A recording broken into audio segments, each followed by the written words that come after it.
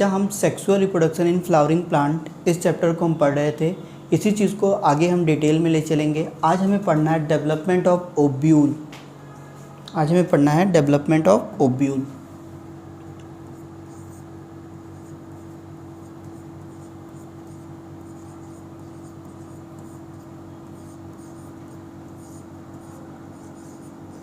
अच्छा बच्चा, ओव्यूल का दूसरा नाम मेगा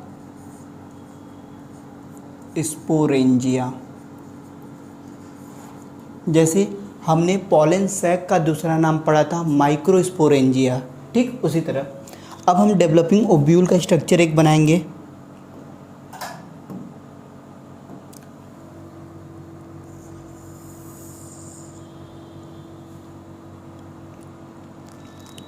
सपोज कीजिए बच्चा, ये डेवलपिंग ओव्यूल का स्ट्रक्चर है, इसके ऊपर न्यूसेलस का डेवलपमेंट हो रहा है।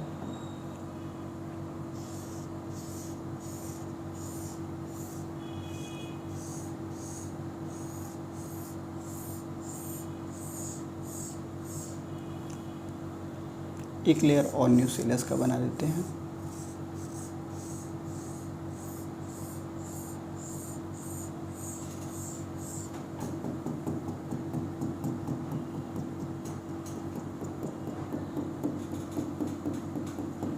ठीक, ये जो मैंने बनाया है ये है डेवलपिंग न्यूसेलस।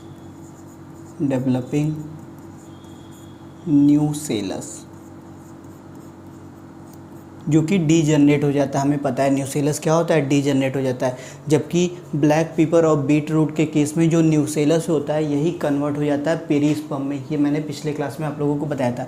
अच्छा बच्चा, हम क्या पढ़ रहे हैं, हम डेवलपिंग ओव्यूल का स्ट्रक्चर देख रहे हैं कि ओव्यूल एक्चुअली बनता कैसे है। हमें पता है कि ओव्यूल के अंदर ही एम्ब्रियो सैक मिलता है, ठीक है।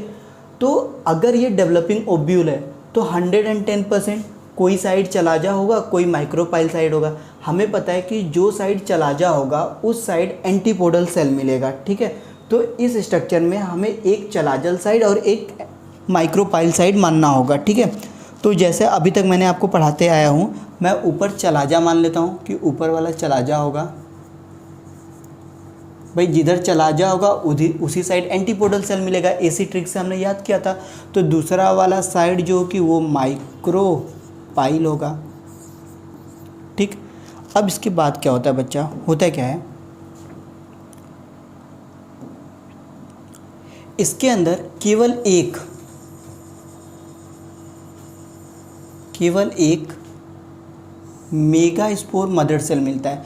पॉलन सैक के अंदर माइक्रो स्पोर मदर सेल मिला था। दोनों को हम कंपेयर करके पढ़ेंगे ताकि हमारे अंदर कॉन्सेप्ट डेवलप हो। तो इसके अंदर एक क्या मिलेगा, मेगा स्पोर मदर सेल एक ही मिलता है, mega spore mother cell MMC, ठीक है। ठीक है बच्चा, अब बच्चा होता क्या है कि इस एक मेगास्पोर मदर सेल में मियोसिस डिवीजन होता है सबसे पहले। अब आपको पता है कि अगर मियोसिस डिवीजन होगा तो टोटल 4 डॉटर सेल बनेंगे। आइए बनाते हैं।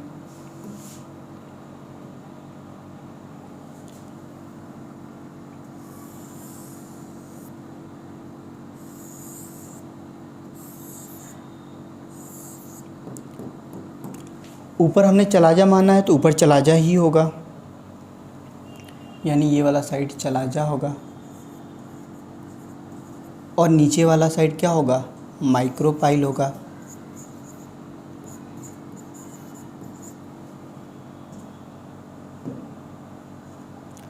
ये जो 4 बने हैं, इस एक मेगास्पोर मदर सेल में मियोसिस हुआ तो 4 मेगास्पोर बन जाएंगे। तो ये एक्चुअली में 4 मेगास्पोर बने हैं। मैं सेम कलर से लिख देता हूँ। मैंने बोला बच्चा कि ये डेवलपिंग ओव्यूल का स्ट्रक्चर है, डेवलपिंग न्यूसेलस है। एक मेगास्पोर मदर सेल में मियोसिस हुआ तो 4 मेगास्पोर बने। ये रहे 4 मेगास्पोर, 4 मेगास्पोर। अच्छा, आपको पता है कि ये जो मेगास्पोर मदर सेल होता है MMC, ये डिप्लॉयड होता है। इसमें मियोसिस हुआ तो ये जो चारों मेगास्पोर होंगे, ये चारों मेगास्पोर हैप्लॉयड होंगे। ठीक, बाकी डेवलपिंग न्यूसेलस वगैरह होगा। अब बच्चा सबसे इम्पॉर्टेंट, इस 4 मेगास्पोर में से 3 मेगास्पोर डीजनरेट हो जाता है और केवल एक फंक्शनल मेगास्पोर होता है। मैंने बोला कि इस 4 मेगास्पोर में से जो 3 मेगास्पोर होते हैं वो डीजनरेट हो जाते हैं और केवल एक फंक्शनल मेगास्पोर होता है। तो अब बात आती है कि जो 3 मेगास्पोर डीजनरेट होते हैं वो किस साइड के होते हैं, चलाजल साइड के डीजनरेट होते हैं या माइक्रोपाइल साइड के। तो जो 3 मेगास्पोर डीजनरेट करते हैं वो माइक्रोपाइल साइड से। अगर मैंने माइक्रोपाइल ऊपर बनाया होता तो ऊपर के 3 मेगास्पोर डीजनरेट करते हैं, मैंने माइक्रोपाइल को नीचे दिखाया है तो नीचे के 3 मेगास्पोर डीजनरेट हो जाएंगे। यानी यहाँ पे ये 3 मेगास्पोर 3 मेगास्पोर आर डीजनरेटेड, ठीक, और केवल एक ओनली वन फंक्शनल मेगास्पोर। ठीक है बच्चा, इतनी कहानी क्लियर होगी। यानी कि इस डेवलपिंग ओव्यूल के स्ट्रक्चर में एक मेगास्पोर मदर सेल होता है। इस एक मेगास्पोर मदर सेल में जब मियोसिस होता है तो 4 मेगास्पोर बनते हैं। इस 4 मेगास्पोर में से 3 मेगास्पोर डीजनरेट हो जाते हैं, लेकिन किस साइड्स के, माइक्रोपाइल साइड्स के। यानी केवल चलाजल साइड का एक मेगास्पोर फंक्शनल होगा। ठीक, अब बच्चा इसके आगे क्या होता है,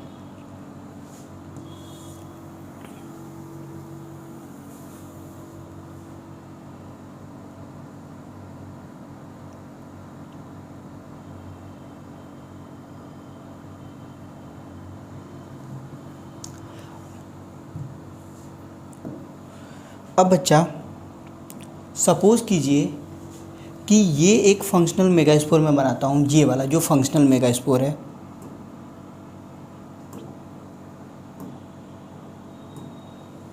मैंने बोला कि ये एक मैंने फंक्शनल मेगास्पोर बनाया, इसके अंदर इसका न्यूक्लियस होगा, ये मैंने इसके अंदर इसका न्यूक्लियस बना दिया। ये वन फंक्शनल मेगास्पोर है, प्लॉइडी हैप्लॉइड होगा। अब बच्चा होता है क्या है, इस एक फंक्शनल मेगास्पोर में मियोसिस डिवीजन होता है, सॉरी माइटोसिस डिवीजन होता है। यानी कि इस एक फंक्शनल मेगास्पोर में माइटोसिस होगा। अब इससे एक से ये 2 बन जाएगा, 2 बनाते हैं।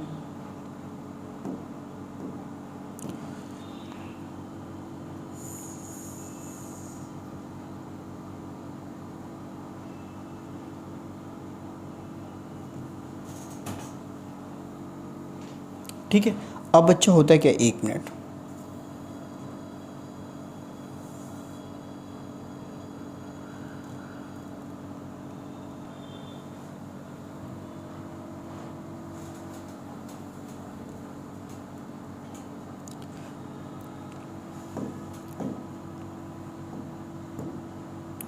बच्चा इस एक फंक्शनल मेगास्पोर में माइटोसिस हुआ। अब ये 1 से 2 हो जाएगा, 2 हो गए। ठीक, फिर इसके आगे क्या होता है, ये अरेंज होते हैं, ये अरेंज होते हैं, ये क्या होते हैं, अरेंज होते हैं।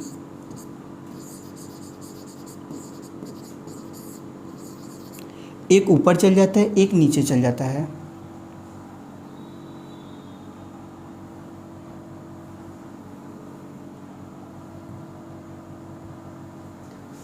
अब बच्चा होता क्या है, ये वाला एक ऊपर चला जाता है और एक नीचे आ जाता है। ठीक, अब फिर से माइटोसिस होगा। अब फिर से माइटोसिस होगा तो इसका 2 बनेगा, इसका 2 बनेगा। भाई एक में माइटोसिस हुआ, 2 बना, अब दोनों के अंदर माइटोसिस होगा तो 4 बनेंगे। ठीक,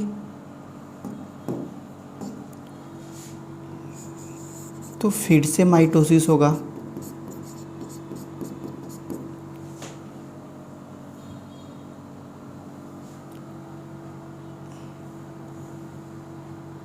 फिर से जब बच्चा माइटोसिस होगा अब क्या होगा कि इससे दो और इससे दो, अभी आगे आपको समझ में आ जाएगा कि मैं बताना क्या चाहता हूँ। इससे दो, ठीक। अब बच्चा क्या होगा, एक बार और माइटोसिस होगा।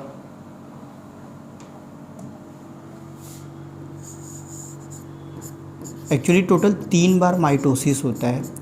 अब इससे दो बनेंगे, इससे दो बनेंगे, एक बार माइटोसिस हुआ 2 बने, फिर ये अरेंज हो गए, फिर माइटोसिस हुआ तो 2 से 4 बने, अब माइटोसिस होगा तो 4 से 8 बनेंगे।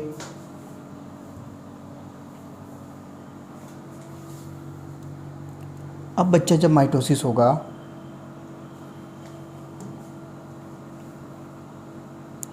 तो इससे 4 बनेंगे, भाई इसके 4, अब इन दोनों से 4, 1 से 2 बनते हैं, ठीक। अब बच्चा ये अरेंज होते हैं, कैसे अरेंज होते हैं आइए आपको दिखाते हैं। इसके आगे की स्ट्रक्चर मैं इधर दिखा देता हूँ।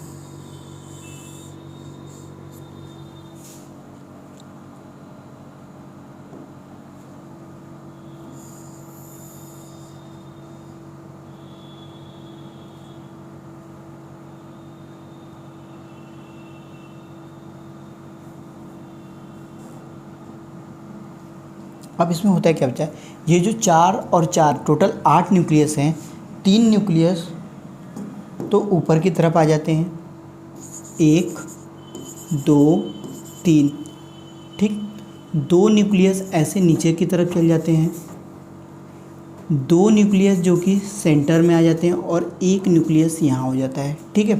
अब ये 3 एंटीपोडल सेल बनाते हैं, ये 3 एंटीपोडल सेल बनाते हैं, ठीक। ये बीच में 2 पोलर न्यूक्लियाई होते हैं जो कि सेंट्रल सेल बनाते हैं,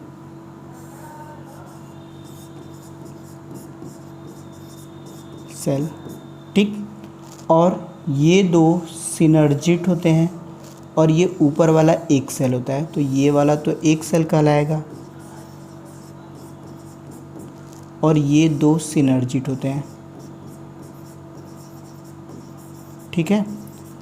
तो ये स्ट्रक्चर होता है। बाकी इसके बाहर न्यूसेलस होगा, डेवलपिंग न्यूसेलस वाला, उसके बाद इंटेगमेंट होंगे और ये स्ट्रक्चर ऑफ ओव्यूल बन जाता है। अब हम देखेंगे structure of embryo sac detail में।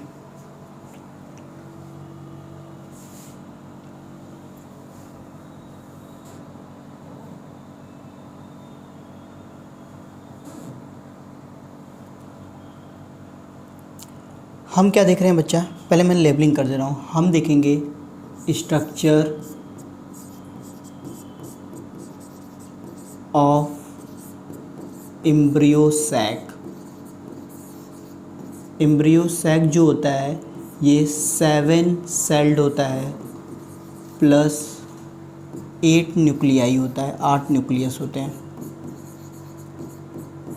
अच्छा, अगर हम ऊपर वाले को चला जाओ और नीचे वाले को माइक्रोपाइल माने, आप किसी को भी मान सकते हैं, बस आपको ये याद होना चाहिए कि जिधर चलाजल साइड होगा उधर ही एंटीपोडल सेल होगा और जिधर आपका माइक्रोपाइल साइड होगा उधर सिनर्जिट होगा, ठीक।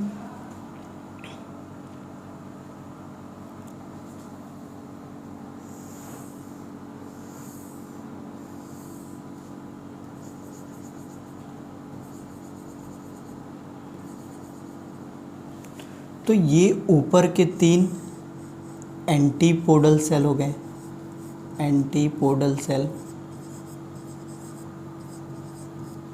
इनकी प्लॉइडी हैप्लॉइड होता है, ठीक है। अच्छा, एंटीपोडल सेल ऊपर माना गया है तो 110% ऊपर क्या होगा, ऊपर चलाजा होगा, यानी ऊपर वाले साइड चलाजा होगा और नीचे वाला साइड माइक्रोपाइल साइड होगा, ठीक। एंटीपोडल सेल के बाद बीच में सेंट्रल सेल होता है। इस सेंट्रल सेल के अंदर 2 न्यूक्लियस होते हैं, ठीक है। तो ये हो गया आपका सेंट्रल सेल। सेंट्रल सेल का जो प्लॉइडी होता है वो हमेशा डिप्लॉयड होता है, ठीक है। और सेंट्रल सेल के हर एक न्यूक्लियस को बोलते हैं हम पोलर न्यूक्लियाई। Polar nuclei. जब बच्चा ये पोलर न्यूक्लियाई आपस में फ्यूज़ होके एक न्यूक्लियस बना लेते हैं, तब इसे बोलते हैं सेकेंडरी न्यूक्लियस। इसी वजह से सेंट्रल सेल का जो प्लॉइडी होता है वो डिप्लॉयड होता है। अच्छा, ये कब सेकेंडरी न्यूक्लियस बनेंगे, यानी कि कब पोलर न्यूक्लियाई आपस में फ्यूज़ होकर सेकेंडरी न्यूक्लियस का फॉर्मेशन करेंगे, जब फर्टिलाइजेशन का टाइम होगा। ठीक है, उसके बाद बच्चा इधर बाहर ये दो सिनर्जिड होते हैं।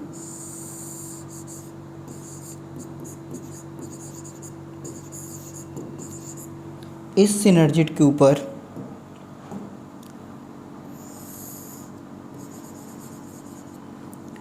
ये एक सेल होगा, ये भी हैप्लॉइड होता है और सिनर्जिड भी हैप्लॉइड होते हैं। हमें पता है कि एक सेल और सिनर्जिड को मिला के एग अपरेटस बोलते हैं।